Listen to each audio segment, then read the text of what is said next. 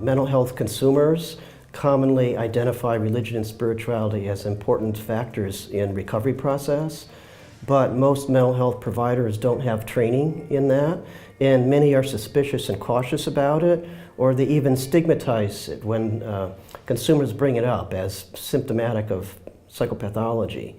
So some of the work that I've done with colleagues in mental health is to really help articulate from the standpoint of consumers how spirituality plays a role in recovery, which is used in the strengths model of mental health case management.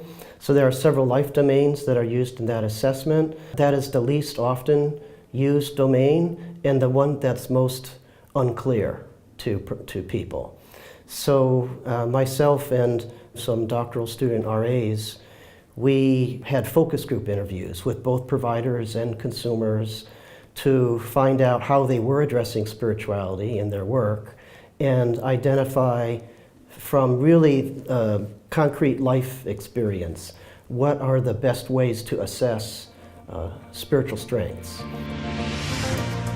One of the major contributions of my work has been this book on spiritual diversity and social work practice. It provides a framework of knowledge and values and skills for spiritually sensitive practice. That ties to consultations in quite a few countries around the world with other social work scholars and practitioners who are interested to develop this further. I've taught courses on spirituality and social work in Japan, Korea, some in Hong Kong. And so those cultural contexts are very different from here.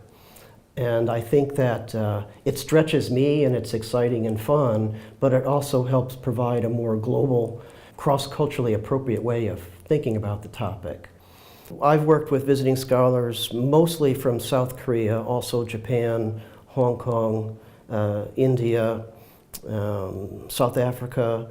And then when those people are back in their home countries, that becomes another base for further collaboration. So it's been great because over decades I've continued connections with many of them.